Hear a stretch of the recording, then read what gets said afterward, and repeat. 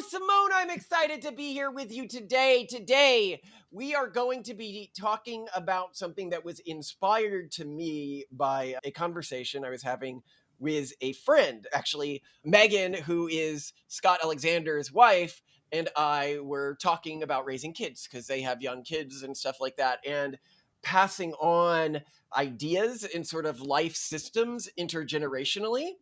And one of the things that they noted, and I started to note this as I recalled, asking other people, is that people do not give their kids as much life advice as they used to, and in some cases give their kids virtually no life advice.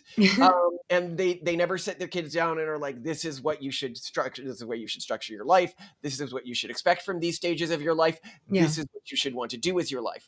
And I think the areas I want to dig into this are: what cultures stopped giving life advice first? Like, what Hmm. cultural trends made it? Because most cultures historically did give children life advice. This was a very normal thing to do, historically speaking. Two, why did this stop? When did it stop? And for people who grew up without being given life advice, what is good life advice that I would give generally to them and to my kids as well? So, opening thoughts, Simone, before we go deeper into this. I'm super excited to talk about this because I feel like it's part of that larger trend that we talk about that really precipitates the beginning of the end for society and human mental health, which is the atomization of everything. And I think a big tailwind here is a trend whereby we stopped getting everything from within the family and the household and started getting it piecemeal from outside. And that a lot of people are now getting their advice from external sources who may or may not be aligned with their best interests, instead, who are basically, you're getting this information not because it's going to help you, because it's the information that was best marketed, that was more likely to go viral, that was, for whatever reason. I actually go so far as to say that many people structure their lives around aesthetics of what they saw as a good life within television shows while they were growing up. And There's that, but there's also the fact that, just to give you like a picture of how things have changed, even when you look at how parents are parenting, a Pew Research Center study found that only 27% of parents say they often ask a family member for parenting advice, which indicates a clear decline in the reliance on families. They're now looking to parenting books. And every time I talk with someone who's pregnant and expecting to become a parent, they talk to me about the books they're reading and the podcasts they're watching and the videos they're watching. They do not talk about talking with their mothers or their parents in general about parenting.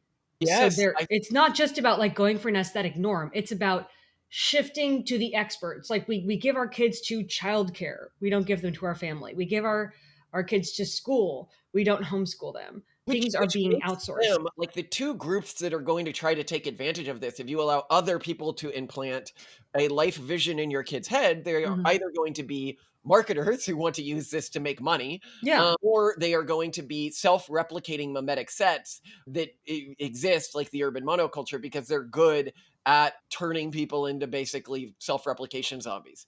And I wanted to start with, actually, I'm just going to read the interaction I had with, and I asked Megan for permission to share this, as you saw, Simone, Thank to you. be like, do I need to anonymize it, etc. So I'll read it because I thought it was very insightful in sort of how it framed this. Hmm. So she said, came up when I asked Scott if he wanted to discuss, quote, which pieces of advice to pass on to the kids, end quote. And he went, what are you talking about? Scott's parents were supportive, always eager to help with administrative navigation, but he thought, Dad sits you down and gives you life advice was an unrealistic thing from the movies. Pretty Hmm. confident Malcolm and I were from advice giving cultures. One and she's from a culture that's fairly similar to ours. Mhm. Whereas I don't know, my understanding is Scott's from a Jewish cultural background, which was surprising to me because that's a culture that I always thought was very high on advice giving, at least in terms of the movies and stereotypes, which means probably in reality our Jewish fans can say one way or the other if advice giving stopped. And I know before I continue reading this, within my own family, I saw this with one parent and not with the other parent. Like my Mm. dad basically never gave me life advice. Oh, yeah. Never, But never. my mom constantly gave me life advice. And I got life advice from my grandparents on my dad's side. Actually, the grandmom as well. My granddad didn't give me life advice either, which is interesting because the advice I got from my grandmom was framed through this is something your granddad used to do or say. So Well, and she, it was a very consistent family doctrine that was passed and shared among many people. So there was almost a family guidebook or rule book, and these were norms that were shared across family members. right. And that I think was very good. It was solid advice too. But yeah, we'll get to this advice later in this, but to continue with what I'm reading here, one of your books illustrates his mom's unmistakable advice giving compulsion. She's talking about me here, and has a side by side comparison with his mom doing a good versus bad job of targeting it. Ha ha ha. Not sure about Simone, but I'm predicting low advice, but not zero. What about your parents? Did your parents get life advice, Simone? Sparingly, but yes. Oh yes, I remember like the advice, and this is actually kind of surprising to me that your mom gave about sleeping around a lot.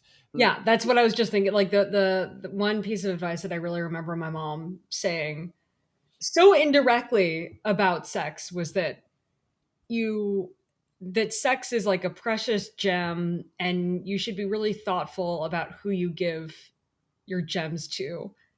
And it really went over my head.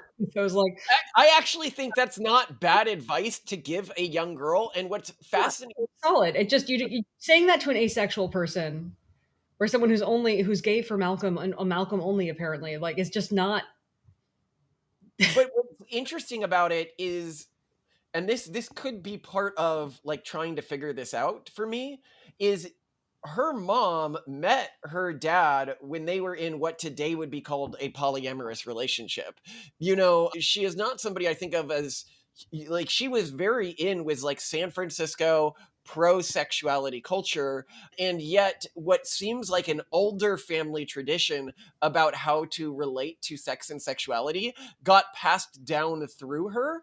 Potentially she was repeating something that an ancestor had told her, and that's why it came out as sort of this pre-packaged narrative that goes against even her own sort of life practices, which I found very fascinating. But anyway, to continue reading here, my mom's side had a very pushy for advice culture, and fortunately for me, my grandfather on that side mostly gave good life strategy advice.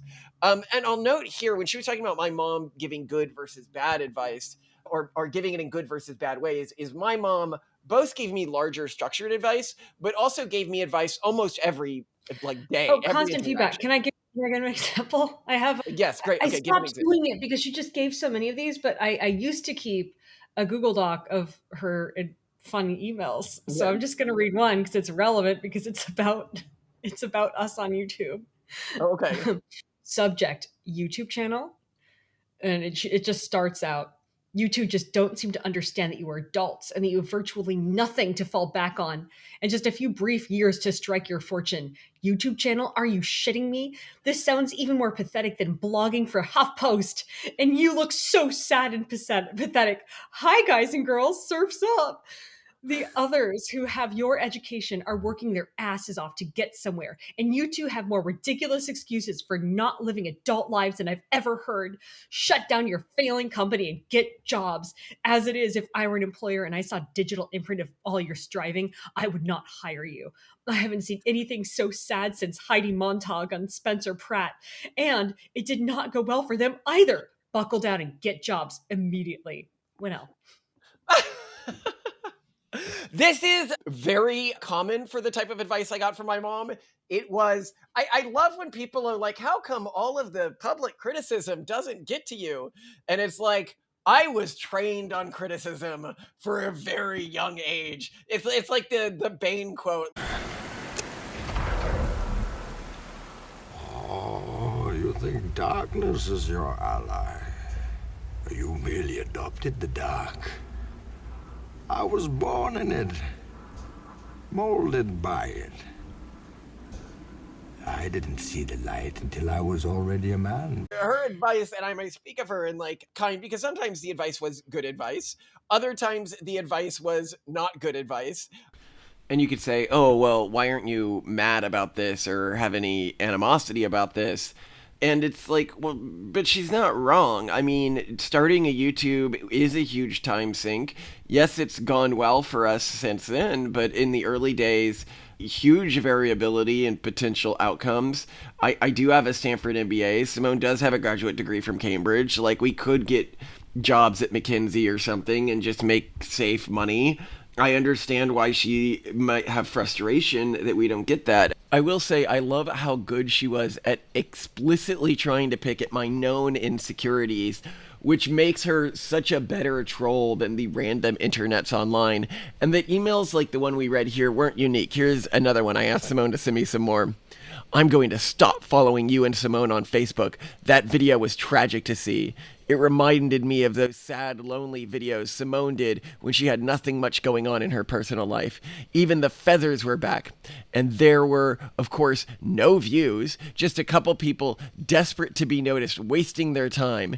It's as though you two bring out the worst in each other, the most vulnerable and weak parts. You should be bringing out the best in each other. So sad to watch you losing your momentum in life and making such disastrous decisions.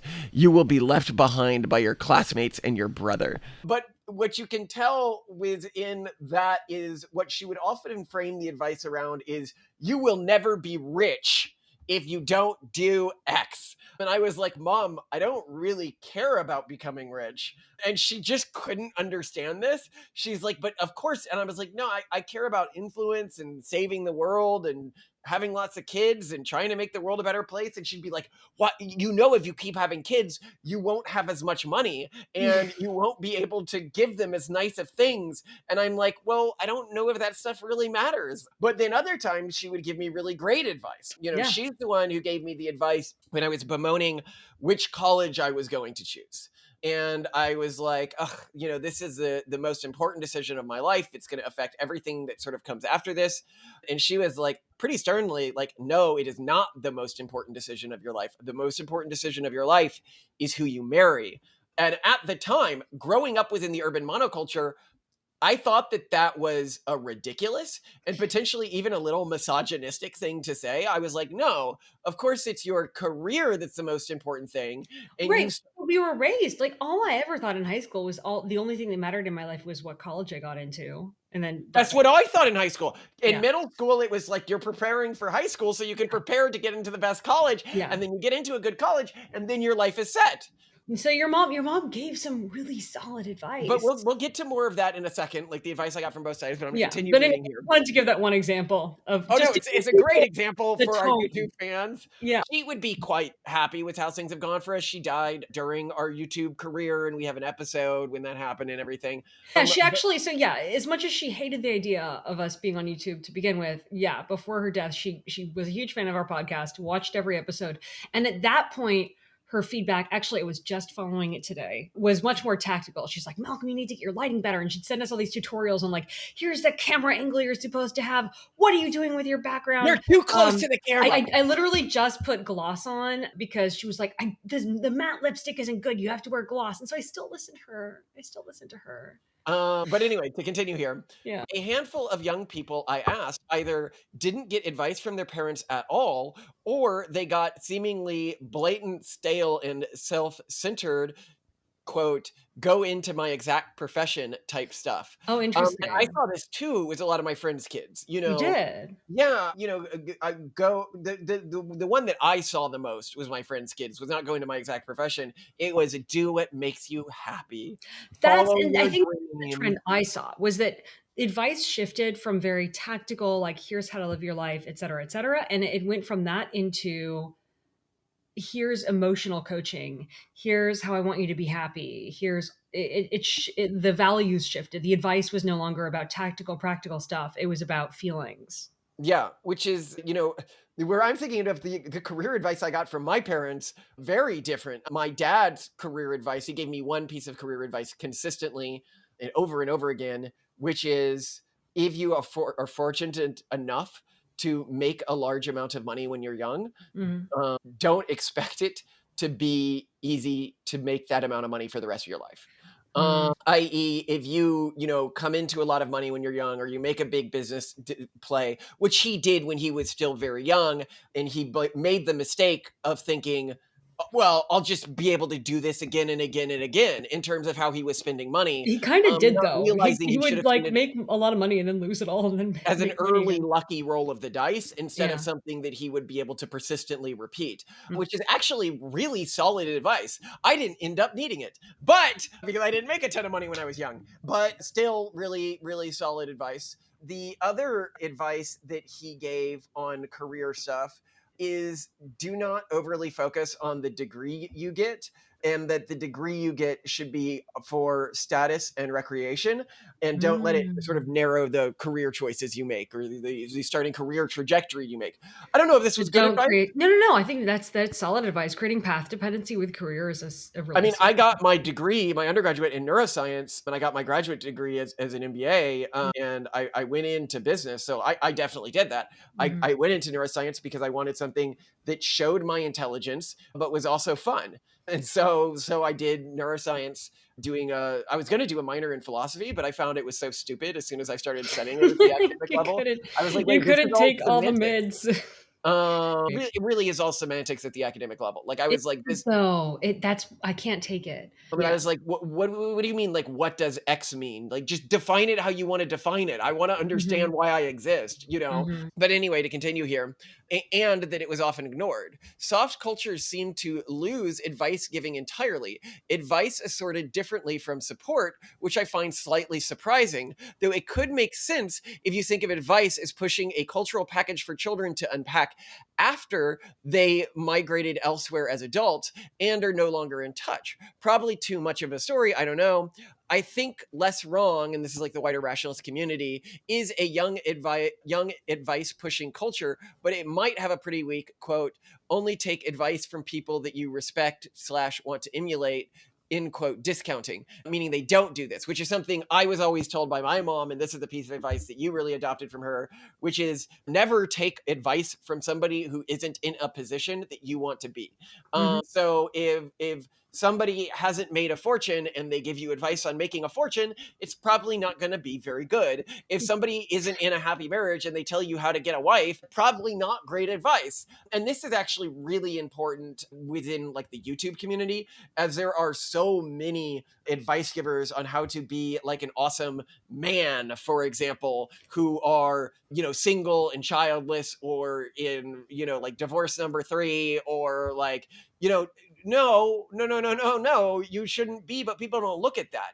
And so this isn't just a problem with less wrong culture doing this, although I have seen this with less wrong, where they look at, advice from people without proven track records, where Yes, that does happen a lot. What like on like earth? Eliezer Yudkowsky, for example, a lot of people take his AI stuff really seriously, even though he's like literally hasn't been successful at a single thing other than writing a fan fiction in his entire life, The fan and fiction kind of certainly fizzled nothing out. technical or AI related. And yet people He's been successful at raising money. I would take his advice on raising money. I would take his advice on raising money too, and Mhm. I would take his advice on making a fan fiction popular. I would not take Yes. his advice on the threat level of AIs. And yeah, so anyway, to continue here, or at least I feel surprised by how often I have to explain or justify some of this tendency in myself. Like that she's saying she feels even weird, and we've had this with reporters. They go, "How dare you give your child expectations? Like you want something from them." They're like, "Well, do you want this We or got this?" this a lot online, like, that it was tantamount to abuse that we had high expectations for our children. Any expectations for our children. Yeah. And I was like, what a psychotic thing. I think that there are a few signs from my cultural perspective that are a sign of more disinterest and a lack of genuine love or care for someone than to not have expectations of them. Mhm. If you care for your kids, certainly you want a particular outcome for them, right? You just don't want, whatever. You're trying to, because if you want whatever, it means you can't even model who they are or what they might want even for themselves, right? Well, So but I almost wish that people chose whatever over what I think they actually are, which is happiness. I mhm. just want my kid to be happy. I think that's the worst thing you can hope for your kid Well, and tell them to yeah, do. well, I mean, because it shows, and my father has pushed for that with me in terms of like what he wants from me, and I see that as not a sign of caring. Like I like my dad and everything like that, but I don't see it like if you're an adult and you do this with your kids, like I just want them to be happy. Know that to a kid that comes across as disinterest often. Wait, I'm sure your parents gave you some "I just want you to be happy" speech or something, or did they not? Like, did they have some bigger thing that they wanted from you? I mean, they gave me what I would now contextualize as please be more culturally like us advice. You know, Tell me like, about that. well, because I only wanted to stay at home and study and be by myself. And they're like, go out, experiment, stay out late, you know, be with friends and people. And I didn't want that. You didn't I want that? didn't.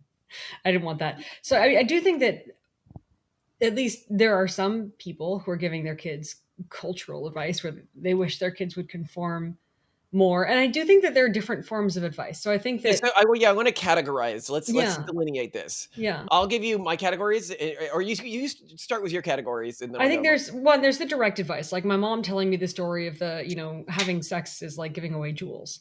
And then there is the, I think the bigger form of advice my parents gave me, and I think this is the most important advice that every parent gives to their kids, which is the what you do, your actions. And then kids watch your actions carefully, which helps them normalize to what is they expect of themselves, but also what they think ultimately is good or bad. Because if they hate something you do, or they see how you live your life and that it doesn't work out well, they're going to do something very different. So I think that's the most useful advice. And when I think about the advice we give to our kids, I care so much more about what they see us modeling than what we ever say to them, because that can be really discounted by kids. Then there's the cultural institutions with which you raise your kids. So by choosing to put your kid in a certain school or to send them to church, you are implicitly choosing the advice that they're surrounded But with by I other think that people. this is a huge mistake people make today, is that they Yeah. try to outsource to cultural institutions that have And been there's a brought lot in of people by who mimetic like they viruses. send their kids to like the LDS church or Catholic school and they're like, okay, they're covered. Like my kid's going to grow up a Catholic. And then they're like shocked when they turn They're like, "Wait, the 18. Catholic school is where a lot of this is coming from?" And it's like, "Yes, a lot of this is coming from Catholic And no, school." like many parents have told us that like they thought they had it all right and they did all the things and they sort of outsourced the advice to that institution, be it the church or the church and related institutions. And then their kids leave as soon as they leave the house. They're like, yeah, by the way, I'm an atheist. And I'm, No, because a lot of these institutions, mimetic viruses have gutted them and used them for recruitment processes, mhm. and they still wear the face of Catholic school or something like that, or LDS school or something, when in reality they're a pipeline out of these institutions. And so I think not just vetting the school, but I generally, unless I was from a large cultural institution that I really trusted, like for example, I think Brigham Young is actually pretty good as a university system implementing Actually, LDS cultural values. yeah, I would not trust 99% of Catholic schools at 100%. Yeah. implementing Catholic values. I think And so. so, I think when Catholic schools were still run out of convents, I would trust them a lot more and like taught like literal nuns leading them. But now there are just so many more, like maybe not even really parochial schools, just like schools that call themselves Catholic. And there's also a ton of classical Christian schools and also just classical schools, which I think now a lot of parents, when they decide that this is their version of like homeschooling light, like, well, I don't really have the bandwidth to homeschool my kid, but I want to do the whole like Western civilization is great. Raising my kid as a non progressive thing, they choose classical schools. And I just don't, you just classical, don't know. I think classical schools are retarded, I'm sure, completely I'm retarded. sure some are good. You just don't No, know. no, I mean, as an educational model, and this is just my thought, I understand some cultures are different. I actually do not think you do a good job of passing down cultural values by forcing people to read the same books you read as a kid, because those will be drowned out by wider cultural influences. Hmm. And this is what people believe. They go, well, if you read the Western classics, you will come to respect the Western tradition. And And not it's at like the all. problem No. is you're trying to create a westernized, maybe even Christianized version of a yeshiva, but this is a Jewish college thing that you go to for 2 years where you learn about Jewish cultural history and religion. Mhm. But the problem is you don't pair that with pride. That's no, that's The really huge. I can yeshiva give a good pairs it with example of this pride. with Shakespeare. because I was taught Shakespeare in school, obviously, like a lot of us were. I don't know if they do it so much anymore. But when I was taught Shakespeare in middle school and high school, I would do things like write essays about how there's documented proof in Romeo and Juliet that Juliet was brain damaged, and this is the most stupid story about a bunch of like retarded people who literally are killing themselves because they're just literally like brain damaged. And then and I hated it, and I hated everything about Shakespeare. But then my mom, she loved Shakespeare, and when she would work with me to memorize sonnets. She would go through various elements of it, take me to plays, and then annotate it with me. And The then point I I'm came to love it. the, So the point I I'm think, making here is, Simone, is it is more important if you're trying to influence the directionality of your children mm, that you teach them what to have pride in more than the specific things that you teach them. well, If more you than that though, and this has to do with our don't shelter, annotate rule, which is that it's not about exposing your children to information or not exposing them to information or sheltering them from it. It's about how you help them interpret it. And your interpretation is really important. Like the way you translate anything to a kid is super But, important. I'll say I do not like your taxonomy of advice categories. I would categorize it quite differently. Okay, go Um, for it. so category 1 is advice that is taught about who you and your family are and what makes you different from other families.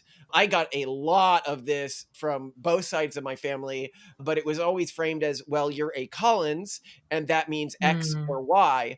And it's often taught through anecdotes about your ancestors. So, like, I was taught about the ancestor who had 9 daughters, and so but he didn't let them get out of work, and so he built special harnesses so that instead of having to buy animals like oxen and beasts of burden, his family would pull the plow, and this was Miles actually, and then Malcolm, an ancestor named Malcolm. Was known for having an arm that didn't work because when he was a kid, his brother fell off the roof, but he was told to not be playing. They were sent to the roof by their dad, who was about to have a very important business meeting, and he said, "Don't play and don't interrupt the meeting." But so he held him so long until the meeting was over that his arm ended up going necrotic and dying. to keep his brother from getting injured falling off the roof. Yes, and this is a story. I mean, obviously, these stories are meant to tell you things about our family. Our family is ruthless in work ethic.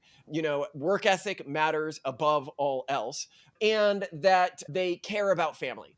And they care about family above all else. And I was even told this all the time as a kid. It's not about the IQ, it's the I will, is what my mom always said. And this was taught through the way they relate to me. So something I remember very vividly about being a kid is the only thing I was never allowed to see was any IQ tests or any major testing results when I was younger. Oh, interesting. My mom would not let me see any of them. I presume because I did very well on them was sort of my understanding from my later scores on these tests. I mean, I did, get a Stanford MBA and a St. Andrews undergrad, and did very well in both of those Yeah, it'd institutions. be And odd if they started out as abysmal, well, but I mean, whatever. I was in the school, they don't even have these anymore, but I was in what's called Gifted the and gifted talented. program, where Yeah. they would take you out of classes and then take you with all the other smartest kids in the school in Yeah. public school. And they've shut most of these down, which is sad because they were really good for these kids, I think. A lot of research has found that kids with uniquely high IQs are basically just another version of special needs kids, and when not accommodated, they have higher rates of behavioral problems, higher rates of dropouts. Like they also need accommodation, but screw them because apparently IQ gives you an advantage. So there's this form of like family, what's expected of you and everything like that, and things that Right. family do. And the other passed through family stories, but also through expectations.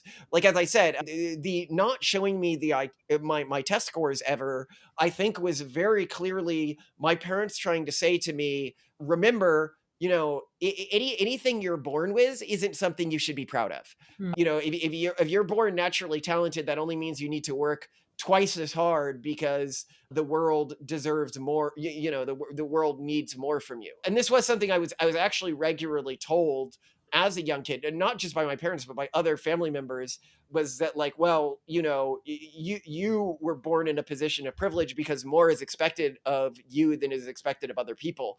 And the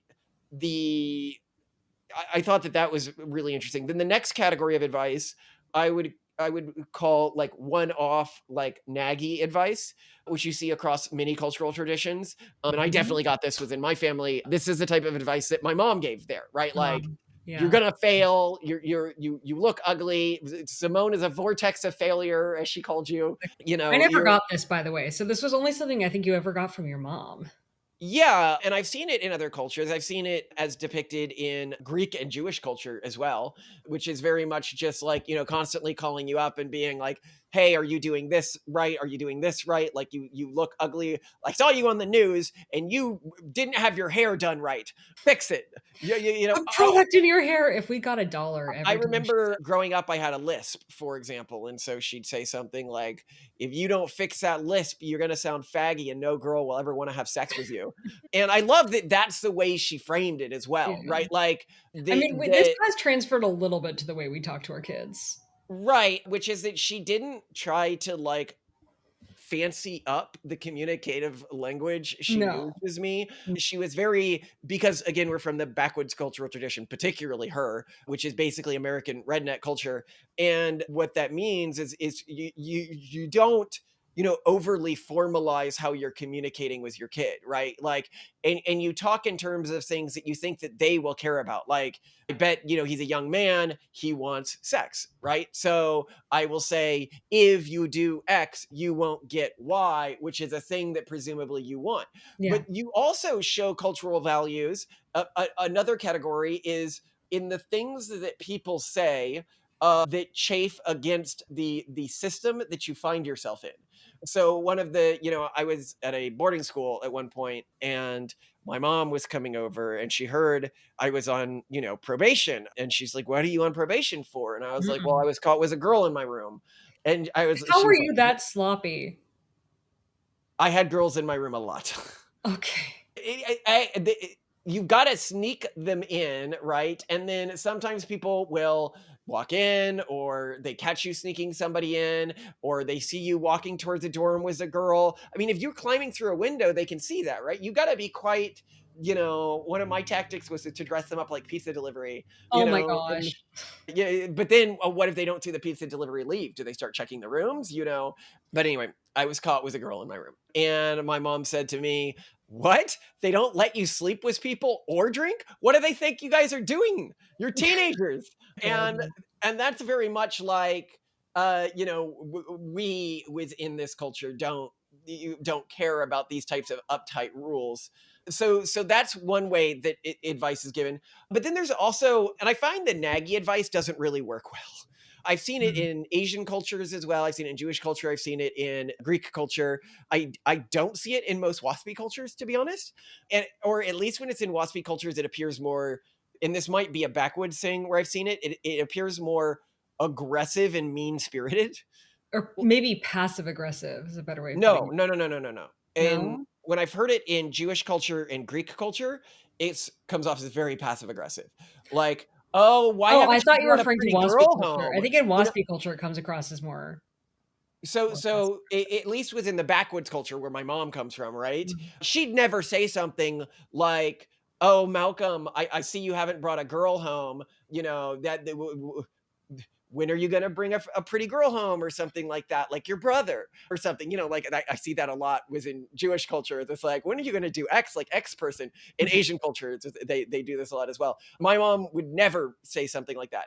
It would be something like, "Oh, I bet you're not getting any because you come off like a puss." Like, if you stop, and what I really appreciated her advice around like finding a partner or something like that, is it was very outcome driven. She never gave me advice like, one, like the passive aggressive, like, "Why haven't you done X?" It's like, "Oh, you need to be doing more Y so that you can get more C," right? You need to be, yeah, well, sometimes her plans were ridiculous, Like I need to get invited to more debutante balls, but I wasn't friends with the type of people who had debutante balls. She was. That was in her generation. I can't go. I can imagine like more crazy advice to somebody who's going to school in Scotland at St. Andrews and then went to high school in New England where they just don't do that. You know, she was from Texas, right? Of course they do that in Texas. But I also think that there's another category of advice which I call like broad life advice. And so, you know, the best advice I was given here that was traditional family advice, that was something that my dad did and I was told by my grandmother, and this is advice I would genuinely recommend to anyone watching this. If you're a young person watching this and you're like, what's really good advice? Because this is what you were hinting at the beginning. It's that you should think of your life as divided into life stages. And what you do and want within each of those life stages is going to change. And society today so doesn't prepare kids for this. In fact, it's so bad as I was reading the Zizian article on Ziz, who was this EA person who went on puberty blockers as a young kid and went trans. And the reason they really did this was because they were afraid of going through puberty would turn them into a different person. And that they were so, you know, insistent on maintaining who they were. And I think that this also causes, you know, the EA and rationalist fear that they're not taught about these transitions that you go through in life of death, right? Where I don't remember ever really being particularly afraid of that at all in my life. And the reason is because I was taught that, well, you know, when you're young, you have these goals. Like your goal is to build the best. You are the tool that you will have access to throughout your entire life. Make that tool the best tool it can be. And I remember every day when I went to school, that's what I was thinking. After school, when I would study extracurricular things, I was like, I am doing this. As Simone knows, I would listen to lectures constantly, like university lectures. When I got tapes and courses of them, and I'd go through like 48-hour lecture, you know, every week on deep like PhD level topics because I was told to do this. I was like, you are making yourself the best weapon possible as an adult.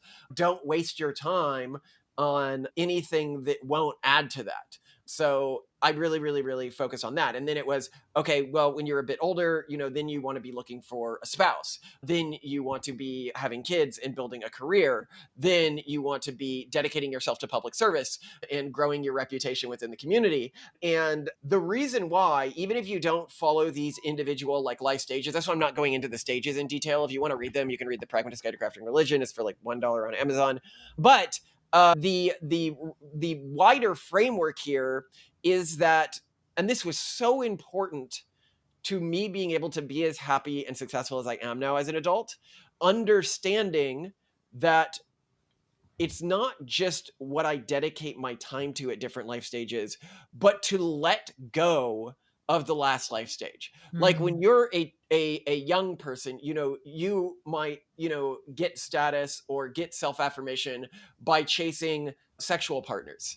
And then you become an older person and you say, and I see a lot of people, they are still doing this when their biology often, and I can sort of tell this, no longer is rewarding them in the way it did when they were younger because our bodies were built to shift. It's not just at puberty that you shift. It's when you get to like 3 kids. We've talked about this in other videos. It's when you find a long-term partner. Your biology undergoes many shifts and the things that you get satisfaction from. And if you are searching from satisfaction in ways that you found it in the past rather than the way that you are programmed to find it in the moment, you will often not find it. And if you overinvest in a form of satisfaction for a particular moment, like, you know, teenagers get a lot of satisfaction from personal validation. And so many of them get tricked into restructuring their lives around quests for personal validation, which I think a lot of the gender stuff and a lot of the trans movement comes downstream of. And so they search for this personal validation or pleasure. And then they realize, you know, me as an adult with kids, I see the way that they laugh at and interact with the world.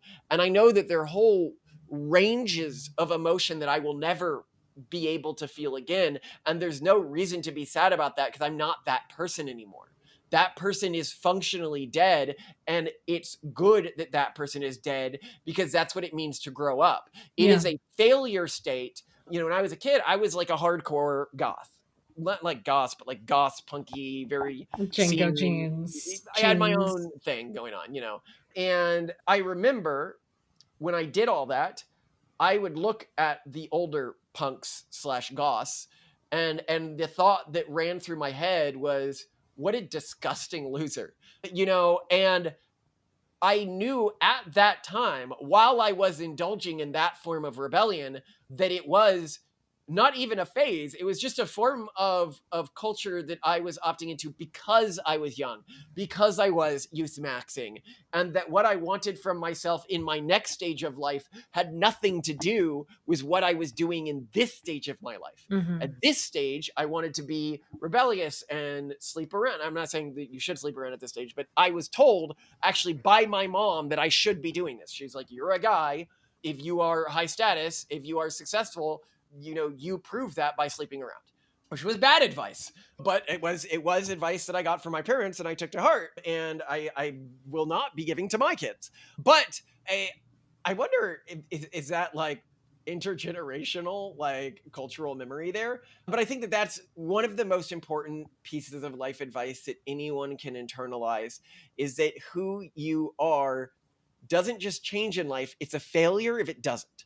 You have Yeah. seriously effed up if you are still searching for the things that gave you pleasure and validation in your mid 20s, in your early 30s, or in your mid 40s, right? Like, you are supposed to go through a cycle of self transformation, at least every decade. You're not supposed to stagnate. You're not supposed to optimize around one particular outcome, which I thought was always really good life advice I got from my parents. The other piece of advice, I didn't get this from my parents, but the other category of life advice I'd say is advice from an individual's own life. So like my dad telling me, hey, if you make a lot of money, make sure to, Like, that's here's really this good. thing that happened to me, and here's how it played out. Yeah, here's how you can avoid this thing. Mm-hmm. And I would certainly, I don't have that much of that type of advice for my kids. I guess the big category of advice that I would have there for my kids comes from annoying things that my parents did that I'm glad that I don't do, and I would be afraid that I can't have that reference point for my kids, where I was like, oh my god, I'm so appreciative of my parents for being so annoying in this way, so that I never do that, because clearly I have it in my genes, a tendency to maybe do that.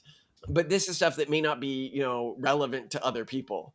Like, don't, overly bring up in conversations, your particular in the moment challenges. Like, the other people don't care to hear about that, right? Do you have thoughts, Simone? Advice? Well, I'm curious to know what you think people should intentionally do with regard to advice or lack thereof with their own kids, because I think a lot of people either didn't receive advice from their parents or feel like the advice they received from their parents is no longer relevant, or they didn't really like it. So what do you think, what would you see other parents doing that you thought was meaningful? Because I mean, I have strong opinions on these things. Like, I don't actually care that much about the I mean, I guess I give our kids advice a lot, because I will tell them, like, hey, if you're unpleasant to be around, no one's going to want to be around you, and you won't get things out of them. So maybe you should try to be a little more pleasant. or, but I think what's more important is us modeling things, like I said I before. think And we've seen, I think one thing that I really hate is when people try to outsource advice or training. Like, we've seen some people say, oh, we've hired this cook, and we've hired this maid, and we've hired this fix it person. And, we make a point of having our kids watch them work so that they learn from them. And what their kids are learning, in my opinion, is that hired help does this stuff and we It's so don't. funny that somebody would, because somebody, told us this is parenting advice, and Someone what's told us this parenting advice, and we've seen parents actively do this and say that that's proudly that they have their kids observe them and learn it from them. reminds me of there's a South Park episode that's making fun of this. You got your phones and your AI, and you kids haven't learned to be able to actually do anything. So we're going to take this morning to learn how to fix something. So what do? It's very simple. What you do is you take out your phone and you call the handyman. Now we rest until the handyman comes. Are you following this at all, guys? Is this seeping in? But what I actually do, and Simone knows this, is I have a policy that whenever we call somebody to fix something in my house, that I get to watch them and they have to explain to me how they did what they did so that I can always do it the next time. Now, what's really fascinating to me is that an individual, like a man, could come to me and say, "This is advice I'm going to give to my kids." And I would say, "But wait, why didn't you do this? Why didn't you know how to fix all of these things yourself? Because you had the people come when you were, now, and you learned it from these people so that you could teach your kids. When I teach my kid how to fix a sink, it is going to be because I personally called a fix-it guy and watched him fix a sink." Right. Yeah. You don't have your kids learn from the fix it guy. You have your kids learn from you after you learned from the fix it guy. Right, but the point here being is you are intentionally signaling to your kids that this isn't actually a cultural value of yours, or you would have done it yourself. Yeah. Actions speak louder than words. Something I forgot to talk about here is why people stopped passing down their cultural values. And I think one of the core reasons is society developed a narrative downstream of psychologist culture that a lot of, or pretty much all of a person's problems could be blamed on somebody else, primarily their parents. And so when you can, sort of externalize any of your personality faults to being your parents' fault, then you begin to think that parenting is this huge, dangerous, walking on eggshells thing where you might mess up your kids. And then you think, okay, well, if anything I can do might mess up my kids, what I should just do is tell them nothing, do nothing. And then this becomes normalized.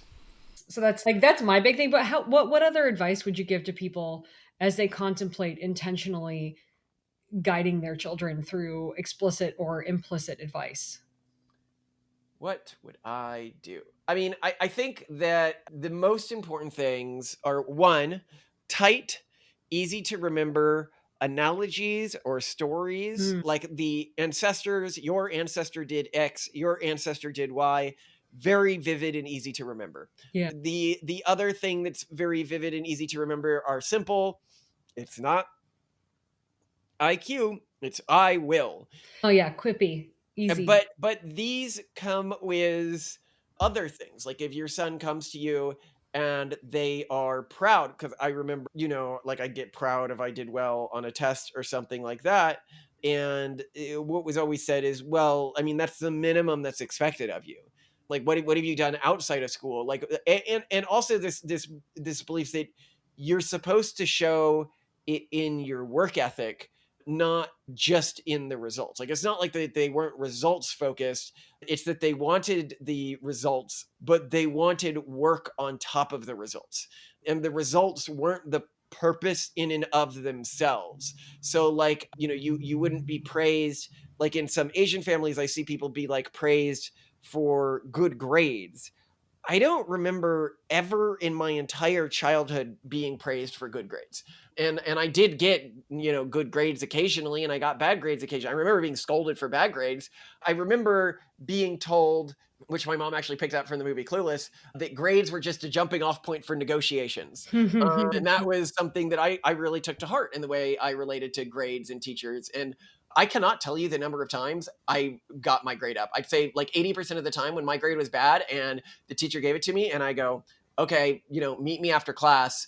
We're going to work on a way to fix this and improve this. Very, depending on your environment, many teachers, if they have a student who's like, I want to improve this, I want to improve myself, meet with me. When they understand that you will work as long as it takes to get that grade up, eventually they just move the grades up and they learn not to give you bad grades. That's really what I think I learned with the teachers. But it was a form of sort of training. You trained them. Yes.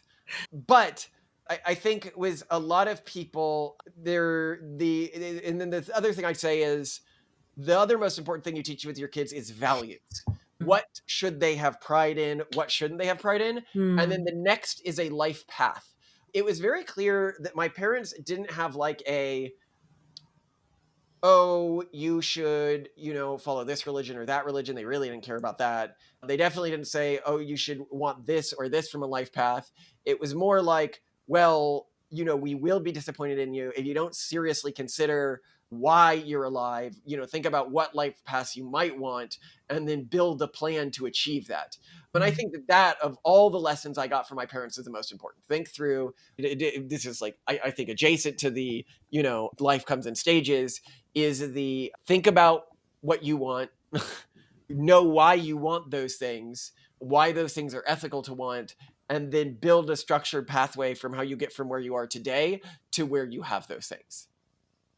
And we've even built like holidays around that. I mean, that's what Future Day is really about for our kids. Absolutely. Is thinking about the future that they want, and then understanding that they have agency over that, and they're expected to act on that agency.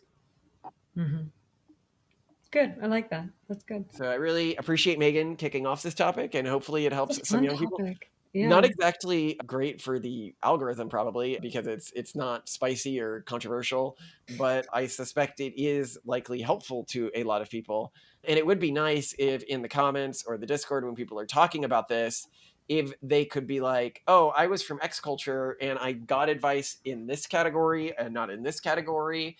Yeah, we'd like to know. Like, I genuinely want other people's opinions. Yeah. Love you to death. Love you too, gorgeous. Yes. You'll be vindicated to know that our harsh words about nurses were largely vindicated. That one person pointed out in the comments, they were like, "You're being really mean to nurses," which I don't want to be. I mean, I have 2 family members who are nurses, and they're great, but I've also seen nurses say really bizarrely You mean other people in the comments were like, yes, I agree with you on nurses? as a retired nurse, yes, as a former male nurse, yes, like yes, I'm finally someone's talking about nurses and how bizarrely uninformed they are. Yeah, I don't know what's going on there, but yeah, at least I think at least 3 people who were current or former nurses chimed in to say thank you for saying that, which I would expect a nurse instead, if this weren't true, to come in and be like, oh, maybe there's some field where this is a problem, but in my field, nurses are very well informed and very thoughtful about their overall approach to medicine. I thought the take on Discord from a nurse that everyone they met who goes into nursing is either a saint or a complete slut was very interesting as well. But I can see nursing be appealing to both groups. Individuals who want a stable, a decent income job where they can just hedonism max on their spare time. Nursing works really well for that. Plus, it had a bunch of shows that made it look really glamorous. Yeah. Like that came out at the age where people our age would have been watching, Scrubs and House and everything like that, and making these decisions with those shows in mind, where There's so everyone many is hospital sleeping shows. around. And Yeah. yeah. But then for the saint person, if you're somebody who wants to dedicate your life to like treating the injured and stuff like that, and is very dedicated to that, I can see a lot of people going into that. But I was surprised to hear about all of the mysticism in the nursing field. And somebody was writing about the other thing is the that it's like a whole thing in the autoimmune disorders. They were saying that were weirdly almost always caused by breast surgery implants. I don't know. Anyway, it's weird. It was weird. We're going over the episode that we did that you reviewed today, which one was it? It was the one on the progressives who think we're living in a different timeline. Crazy to look into. Any other interesting trends in the comments? No, just people being entertained by the delusional nature of many people on the left. I mean, because it's satisfying, and I get it. Also, people appreciating the Chris Chan references. So I sometimes check to see if we yet, with all the press we get and all the hate we get from the left, because we're eccentric, right? If we are yet seen as lolcows like Chris Chan, if we are on, God, what is that site where they document them all the time? I want to say Newgrounds, but no, it's not Newgrounds. It's something else. Do you know what I'm talking about? Where so bad with names. Yeah, I'm so bad with names too. But like Ayla has a profile on there, but we still don't. Oh, yeah, the Lol Cows place, Kiwi Farms. Yeah. Kiwi Farms, yes, I'm shocked, but I guess we're probably not interesting to people like that because we're so self-aware and intentional about the way we do all this that they would find that boring and unappetizing as a source of drama. good stuff. Wow. Are you a gentleman? Are you a good-looking dude? Okay, get the front. Get those bangs neat and tidy. Yeah? All right. I am better. Yeah. I am the betterest. It's giving Kevin from Home Alone. What do you think? Yeah. Yeah? Nice. Okay. Looking good. All right, now close it up. And you can take it down to your room. All right. I cannot take it out.